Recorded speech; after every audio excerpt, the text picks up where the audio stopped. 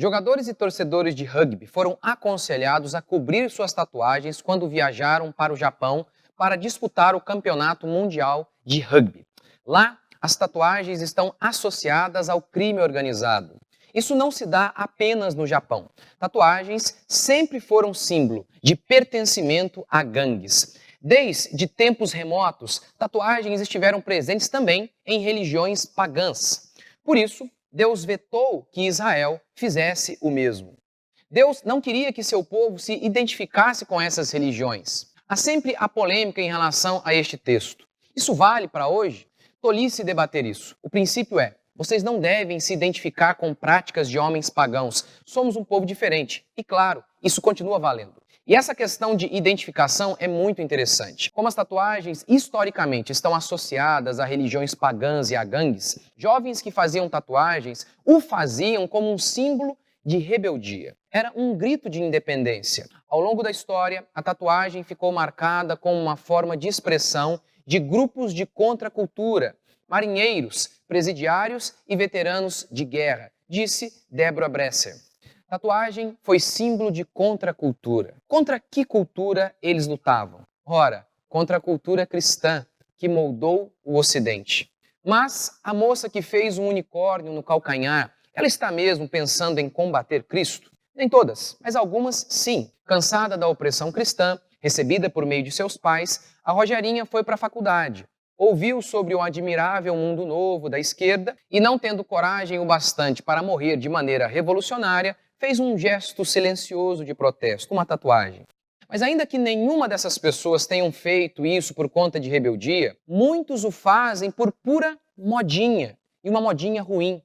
O vulgar ganhando lugar da nobreza. Em seu livro A Rebelião das Massas, Gasset retrata o fenômeno do homem comum que rejeita ser liderado. Antigamente, o homem médio sabia de suas limitações e aceitava ser conduzido. Hoje, ele não apenas rejeita se curvar aos nobres, como deseja levar sua vulgaridade por todos os lados. A alma vulgar, sabendo-se vulgar, tem o denodo de afirmar o direito da vulgaridade e o impõe por toda a parte. No passado, homens capazes, inteligentes, piedosos produziam obras belas na música, na poesia, na literatura. E esse padrão de belo descia às camadas mais inferiores da sociedade. Hoje, as camadas mais inferiores, as gangues, as religiões pagãs, fazem sua feiura e essa feiura vai subindo até a elite do povo. Agora, você, cristão, vai me dizer que a beleza é relativa? Que não há padrão de beleza? Que as tatuagens não são feias, pois tudo é questão de gosto? Isso é interessante porque a relativização da beleza surge juntamente com a relativização da justiça. Claro, como sugeria Platão, beleza e justiça são inseparáveis. Todos sabemos disso. Até a dona Joana, que jamais chegou perto de A República de Platão, quando ela quer dar um sermão no seu filho, ela diz: Joãozinho, isso é feio. A fé cristã é cheia de absolutos. Mas se não há Deus, não existem certo ou errado. Concordam ateus como Richard Dawkins, Nietzsche, Sartre e o cristão Dostoiévski. Se Deus não existe, tudo é permitido. Sem noção de absolutos morais, também se perde a noção de padrão de beleza. Sem certo e errado, sem feio e belo. Aí, funk e música clássica são a mesma coisa. Este urinol, exposto como obra de arte, é tão belo quanto a Capela Sistina de Michelangelo. E essa moça toda tatuada é tão bela quanto essa outra moça aqui. É só questão de gosto. Afinal, tudo é relativo.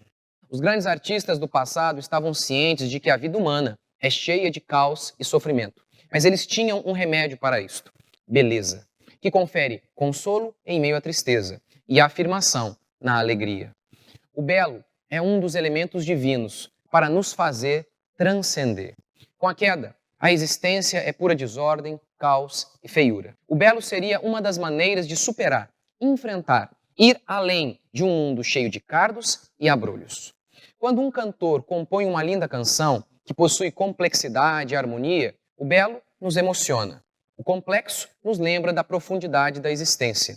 E a harmonia nos remete ao fato de que possuímos propósito. Ou seja, sempre havia um motivo para se fazer qualquer coisa, que para os cristãos era a glória de Deus. Mas pastores adeptos das tatuagens acham que, desde que não haja motivações negativas para fazer uma tatuagem, o motivo nenhum moraliza o imoral. Ou seja, eu simplesmente quis fazer, que é exatamente a expressão do homem moderno, que sem Deus acredita não precisar de nenhum motivo. Sua vontade é o seu decálogo. É certo o que eu gosto, é errado o que eu detesto. A tatuagem ataca a modéstia. O cristão tem aquele desejo de João Batista. Convém que ele cresça e eu diminua. É chamado a se sentar na última fileira, evitando assim se autopromover. As tatuagens são o oposto disso. Elas chamam a atenção. E pior, chamam a atenção para o seu corpo, ao invés de para as suas virtudes. É normal ver um cristão sem camisa, apenas para mostrar sua tatuagem, o símbolo de liberdade em relação a esses cristãos fariseus, criadores de regras inúteis. Por tudo isso, para mim, tatuagem é pecado. É o baixo subindo ao trono, o feio ganhando ar de beleza e o exibicionismo tomando o lugar da discrição.